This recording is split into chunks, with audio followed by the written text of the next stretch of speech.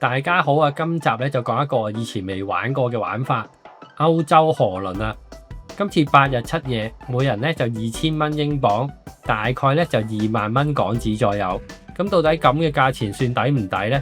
我哋呢一集咧就一齊睇下啦。咁同大型郵輪唔同啦，河輪咧做唔到幾千人、幾萬人呢啲規模啊，因為佢要過水閘啊，又要泊城市咁樣，所以隻船咧一定好細隻噶啦。正因為咁呢，呢啲河輪咧通常都係一個高端啊、比較 luxury 嘅路線啊，價格咧絕對唔係平嘅。咁我簡單俾少少資料大家啦。咁咧最出名嘅就通常都係啲維京啊、Emma Waterway 啊呢啲比較主流嘅河輪品牌啊。咁咧我今次就唔係揀呢啲，我就係揀 TUI 呢一間公司。咁佢咧定位咧平價少少啊。咁為咗令大家容易啲明白咧，我就用同一條航線，即係2007年嘅4月啊，呢兩間公司咧作一個比較。咁呢度包咗幾種唔同嘅房型啦，我就唔全部讀晒啦，集中講呢個咧法式露台啊 French balcony 呢個類型，因為最多人係揀呢一隻。譬如我嗰架船咧，大概咧就係2萬蚊港紙啦。咁咧，但係維京嗰個咧就係35000蚊啦。呢度咧已經相差成70幾個 percent 啦。講平咗70%咧，大家可能冇乜 feel 啊。但認真諗下，每個人平成15000蚊喎，兩公婆一齊去咧，足足就平3萬蚊喎。呢筆錢咧已經夠喺歐洲玩多幾日，住好啲，食好啲，甚至乎玩多個城市都得啊。咁兩間公司咧都係包晒1日3餐啦，基本嘅飲品啊、WiFi 同埋間房啦。咁不過咧，維京嗰個咧就包多少少嘢嘅，例如啲酒水咧就任何時間都可以任飲啦。同埋咧，每日有一個基本嘅岸上觀光團啊。不過咧，真係最基本嘅咋，要去再貴啲嗰啲咧，佢會另外再收錢㗎。但係今次我揀 TUI 呢間公司咧，其實個價錢咧仲要會包埋一張內陸機嘅機票嘅。咁我哋喺香港出發雖然用唔着啦，咁但係咧我哋可以扣翻出嚟嘅，大概100蚊至200蚊嘅英鎊度啦。咁或者我喺度問下大家，想揀一個服務好啲嘅維京，定係揀一個平啲嘅 TUI 咧？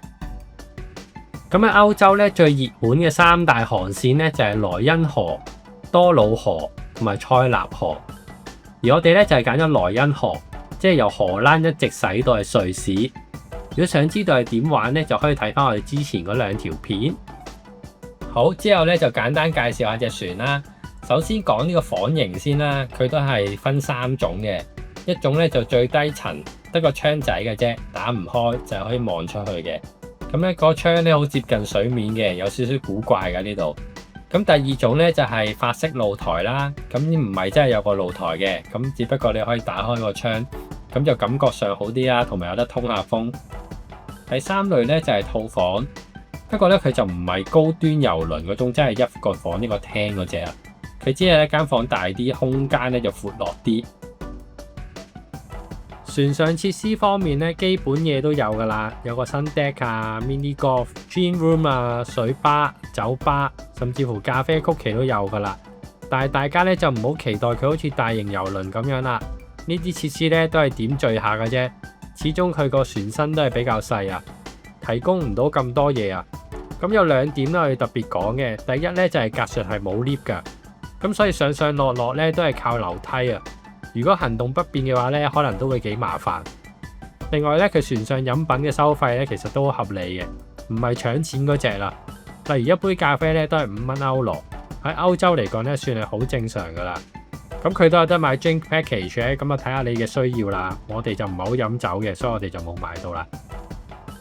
跟住就想講下食物啦。未去之前上網都睇過啲 review 嘅，呢間公司咧收嘅價錢比較平啦。都見到有唔少人鬧呢間公司啲嘢好難食啊！出發之前咧，我都真係有啲驚啊！咁講早餐先啦，佢有一個自助區嘅，咁入邊有啲三文魚啊、麵包啊、水果咁樣啦。基本上咧，同一般酒店嘅早餐差唔多啊。另外都可以即叫即整啲炒蛋啊、pancake 咁樣，從來咧都冇乜失手啊呢度。至於午餐同夜晚咧，我食咗咁多餐咧，其實我都覺得佢嘅質素咧唔係真係上網講得咁差。咁當然唔係好似 fine dining 嗰種級數啦，但我唔會覺得難食咯，甚至乎可以講係中上水平咯。咁至少以個7日嘅體驗嚟講咧，唔會話有一餐好難食咯。即係以呢個價錢定位咧，我覺得完全可以接受啊。不過每次食夜晚咧，我都覺得餐廳嗰啲職員好忙啊，永遠都係走嚟走去，冇一個得閒走嚟招呼你嘅。咁即係想問佢攞支叉或者攞張紙巾呢，其實佢哋都唔得閒理你啊，真係忙到不得了。咁最後咧就講一講行程安排啦。其實每日上岸嘅時間咧，我覺得就唔需要擔心嘅，日日都好足夠嘅。始終咧呢條航線咧都係好成熟啊，船公司咧每個禮拜不停咁行同一條路線。佢一定知道咧每一站留幾耐咧就係足夠噶啦，所以咧 even 有啲日子係半日咧，其實都真係足夠。我冇遇過一個地方咧係會我覺得好趕嘅，反而係時間多得滯咧，行到我個人好攰啊。咁不過咧佢哋有一個好明顯嘅缺點啊，就係咧泊船嘅位置啊。好多日咧我哋埋岸嗰個位置咧都係比較遠嘅。明明我見到維京嗰啲船咧喺正市中心隔離。一落船就到啦，但係我哋咧最近嗰日咧都要行200-300米咧先去翻嗰啲位置。咁我估可能成本有關啦，佢想租啲平啲嘅碼頭啦。有啲站咧仲誇張，要行成20-30分鐘咧先去到嗰啲巴士站啊、電車站。呢樣咧就真係大扣分啦。咁總括嚟講咧，我覺得呢架船公司咧雖然唔係走豪華路線啊，係一個平價版嘅河輪選擇啦。但係你問我佢嗰啲缺點係咪真係接受唔到呢？我又覺得唔係喎，佢冇得好似大郵輪咁樣咧，為咗慳成本咧，去將架船不停咁 scale up，所以整體服務再差咧，其實都唔會離晒譜嘅。嗱，講明先啦，我冇去過維京嗰啲郵輪㗎，但係我覺得呢間公司如果平到咁多嘅話咧，就算扣埋佢唔包嗰啲項目啊，我覺得都係值得。咁我冇話呢間公司一定最好啊，維京嗰啲一定唔抵，唔係想講呢啲嘅。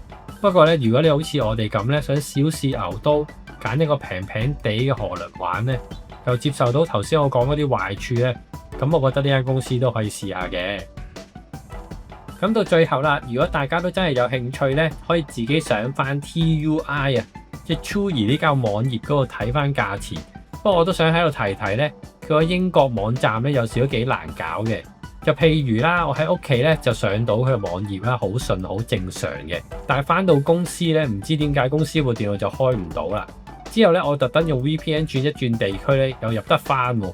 咁所以如果你哋發現自己上唔到佢個網頁，成日撈唔到咧，未必係個網頁有問題啊，可能純粹係兩部電腦唔係好夾嘅啫。咁你可以試幾樣嘢啦，一就係轉下個 browser，第二咧就用第二部電腦或者電話。或者咧，第三咧就用 VPN 去其他國家嗰度咧再上啦。